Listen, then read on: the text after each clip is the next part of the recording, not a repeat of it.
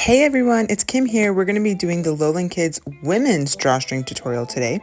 I'm so excited about this pattern because it's nursing friendly. We are doing the nursing friendly version.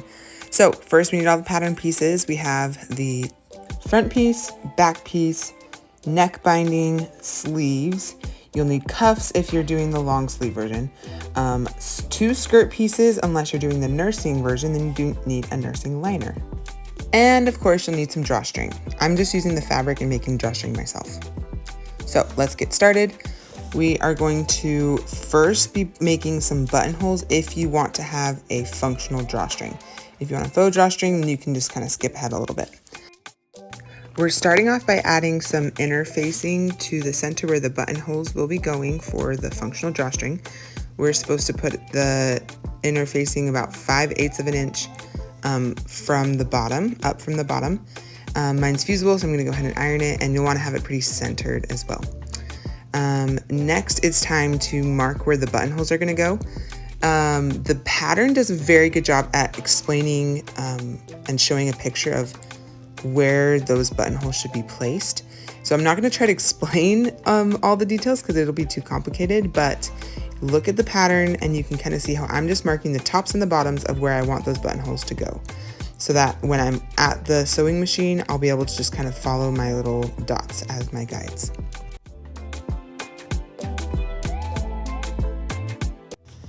Here's a closer look of what the instructions say, and then the 4 dots that I've made. I'm going to go ahead and put a buttonhole between these 2 dots and these 2 dots. And there they are, just little 1/2 inch buttonholes, pretty cute. Next up, we're going to take the back skirt piece and the back top piece. Fold the top over onto the skirt so that they're right sides together, and we're going to be applying the elastic. Sorry, I didn't get the first part on camera. I guess it wasn't recording yet.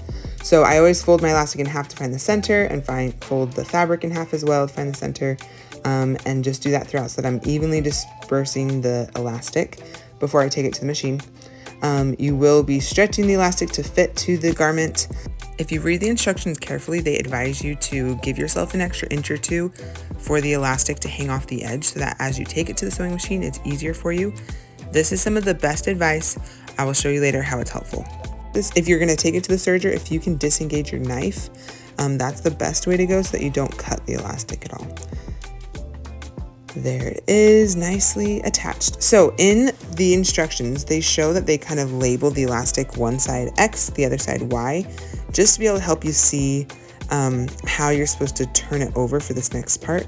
So I'm going to show you how, if the elastic is facing up when you have the pieces right sides together, X is up, Y is on the bottom. So then as we open this up, and we're going to encase the elastic. So you open it up so that the top and the right sides are showing. When you kind of fold it up and over I guess you want the skirt piece to be laying flat and it's folding up over the top piece. So it's laying flat like that, as you can see. From the front view, you'll see the X. That's how you know that you are folding it over correctly. So then pin it down so that your fabric is laying flat. And we're going to take this and top stitch it on our sewing machine.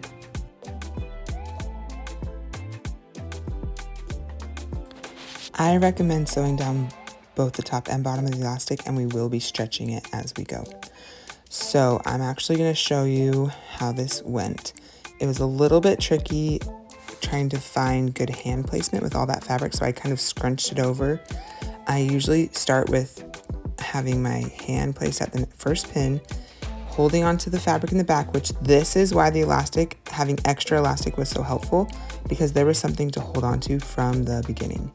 So I scrunched all the fabric up into my hand, held the elastic with my back hand so that it stayed firm, and stretched the front part so that it was all laying flat, and guided it along.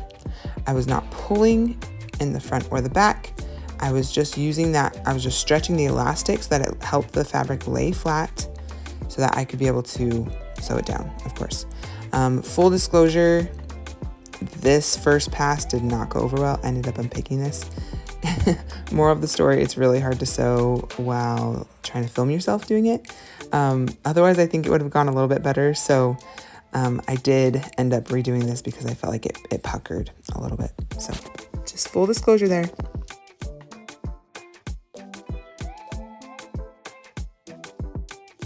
And because I struggled to do this while filming, I didn't show that I did a second pass over the other side of the elastic, but I did think it was helpful to have 2 lines over the top and bottom of the elastic.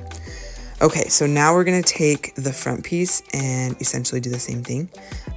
So go ahead and just flip it over, fold your elastic in half, just evenly disperse it just like we did with the back side. If you are doing the nursing liner, then you'll just be doing this top half. If you're not doing the nursing piece, then you'll be doing it the same as the back.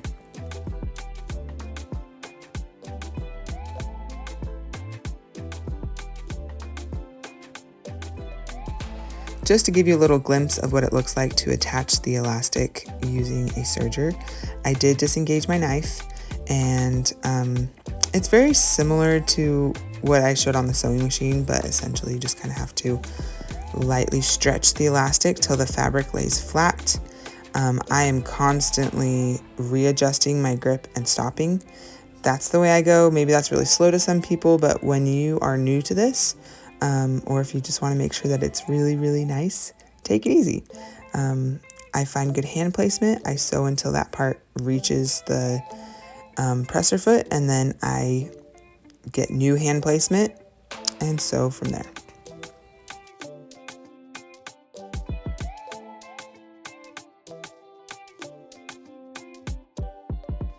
Now, just like with the back pieces, we're going to top stitch this front piece as well. I'm only doing it on the top half this time because I don't feel like the bottom half needs it. So I'm about 1/2 inch from the edge. Make sure you catch the elastic though.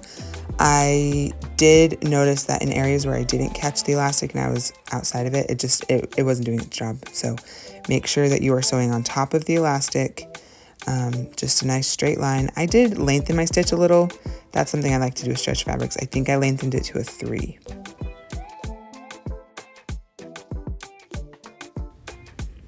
Okay, this step I did not see in the instructions. Maybe I missed it, but I did notice it in the pictures on the instructions. I'm going to take this nursing liner and I'm going to serge both of these edges.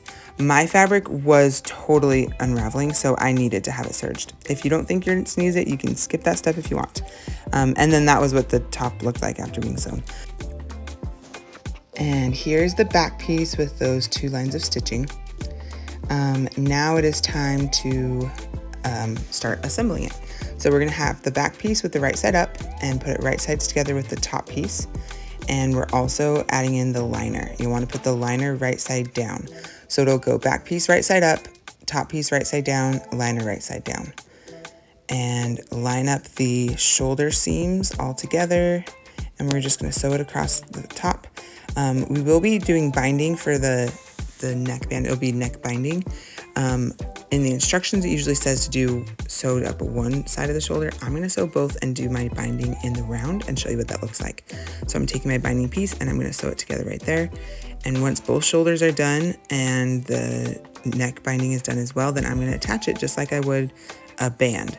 However, I'm not folding it in half. I'm just sewing one edge. So if I kind of give you more of an up close, like you'll see, but I'm putting the band or the binding, I guess, on right sides together with the neck hole, and it is not folded in half because it will be folded up and over binding method, but just done in the round. I'm really excited to try it this way because I never line up my binding correctly on the shoulder seam, so we're gonna give this a shot.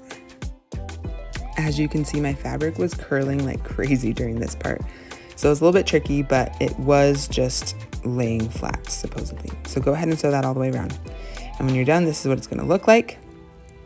And as you can see, it's not complete yet. We still need to fold it up and over so that we can bind it.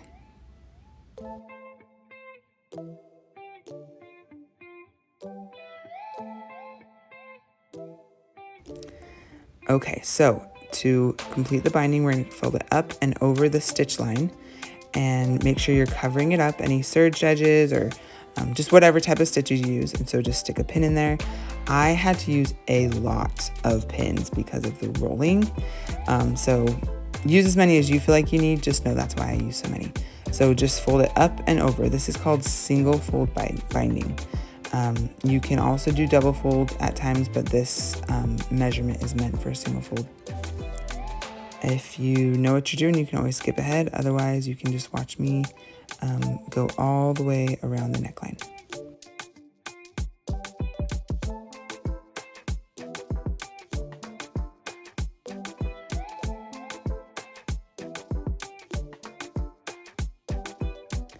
Once it's done, this is what it looks like, and I'm going to go ahead and top stitch it on my cover stitch machine. You can also use a twin needle on your sewing machine.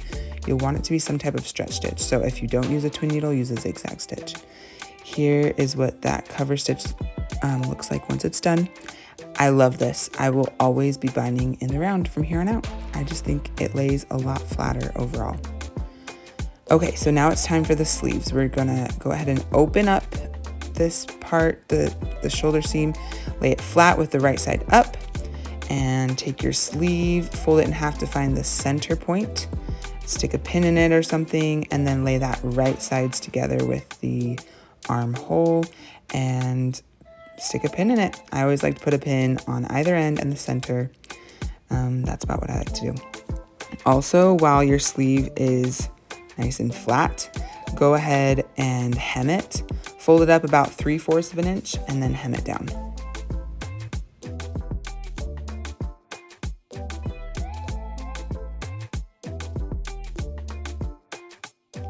And of course, do the same on the other side.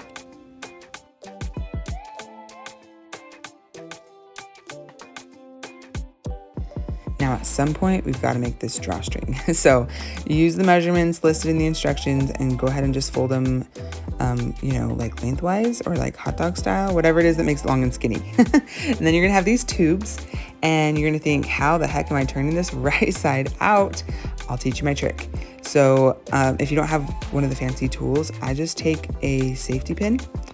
I put it through in the seam allowance at the top, and then just do your best to get the top of that safety pin inside of your tube. It's kind of tricky. It's never easy, just so you know. It doesn't mean you're doing it wrong. But as soon as you get it in, then start scooting it on down. Now, the first part of kind of getting your fabric up and over can be hard, but once you get it through, it'll slide right on through the whole tube. So work it on through, and once you get it all the way out, just turn the whole thing right side out. And yeah, do that to both drawstrings and you'll be good.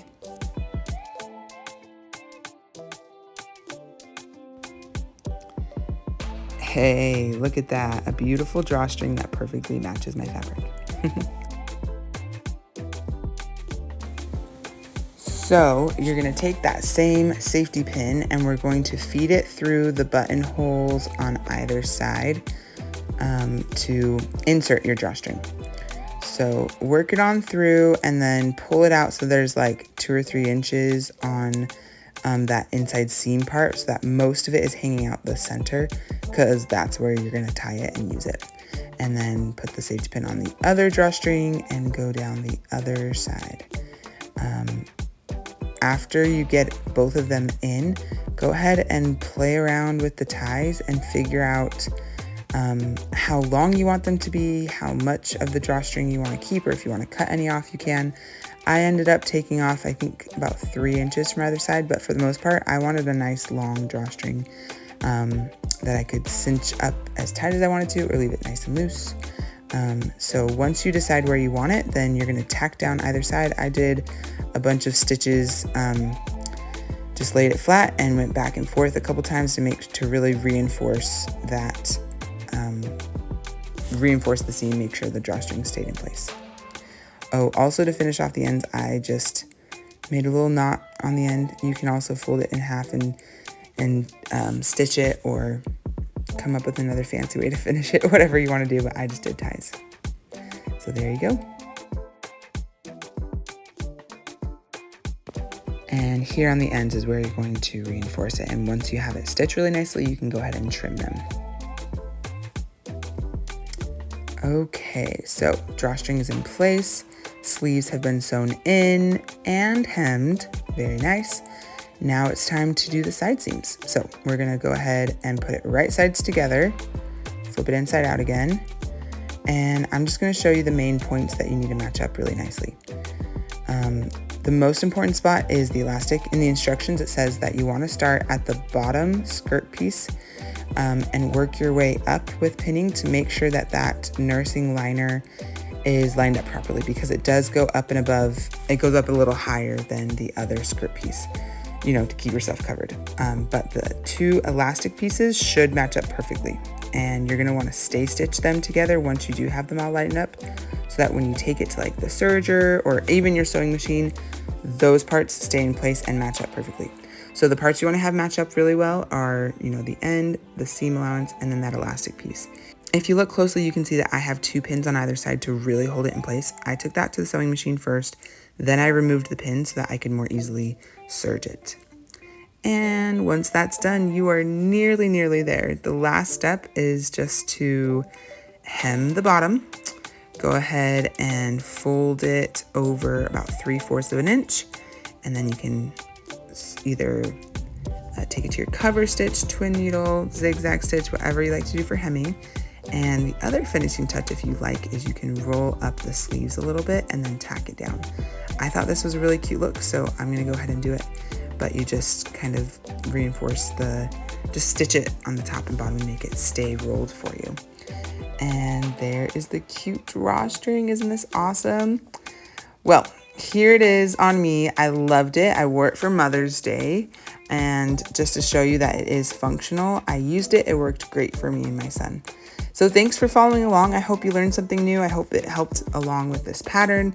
Go ahead and follow me on social media. I'm on Instagram at Come Create with Kim. Let me know if you have any questions. Otherwise, I hope you have a great day. See you next time.